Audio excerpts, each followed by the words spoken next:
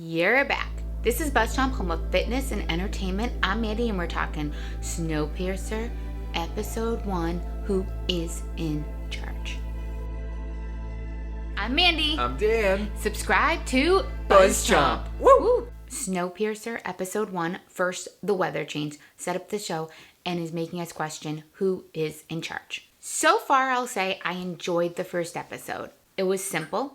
It didn't do too much. It set up the world, and I like that. I'm expecting some twists and turns because I think the series should do that, and if they were smart, they would do that, and TNT tends to have solid series.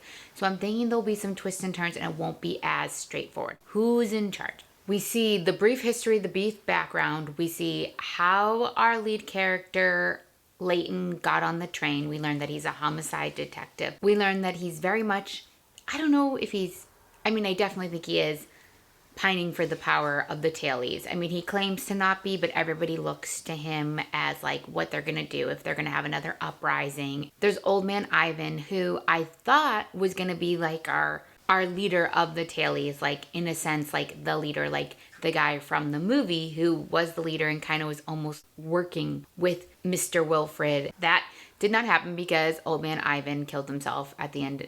Well, killed himself 3/4 of the way through the episode. So we really have this who's in charge theme the whole time of this episode and leading the thing. It starts with the tailies and who's in charge of them, and like it's evident that Layton is in charge of them because in the end he is the one that is able to secure and mediate the uprising. He is the one who puts his own plan in motion by getting the three guys frozen so they're up there. So basically whatever his plan is, part of their uprising is that they have three guys that are strong already in the middle of the train, already in that section of train for when they have their uprising. That's what I'm thinking he's doing and all that, and that makes sense. Melanie. She is the voice of the train. She is the public relations, but is she also Mr. Wilford, or is there another spot for him on the train? She's speaking for him, she's acting for him, but she is the one who's in the driver's seat at the end of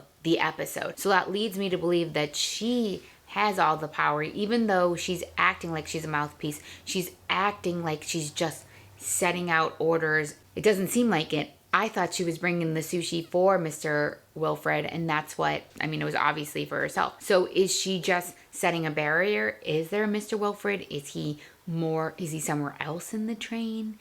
And she's his mouthpiece, and there's different places and different pieces in control. The side characters so far are really shining through. We have the guy that's like the head of security. I love him. I love that actor. I have a feeling he's not going to be a bad guy. He's nice to Layton when he brings him up to the train and all of that when they take them, because he's the last homicide detective on the planet. And that's how we're bringing Layton into the fold. That's how Layton's going to find the inner workings of the train, find who's in charge, find that balance. Obviously, he's going to solve this murder too, because it's not one murder, it's two murders. They thought they had the murderer.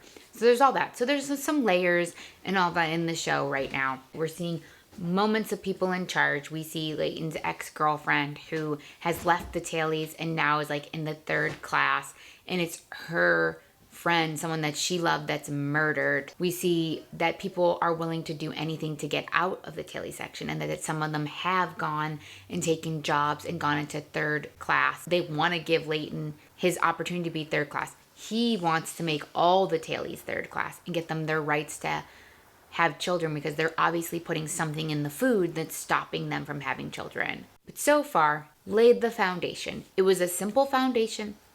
We're not seeing a ton of twists yet. Like I said, I think there's no Mr. Wilford in this. Maybe he's not on the train, or maybe he is on the train and we've seen him and we just don't know who he is.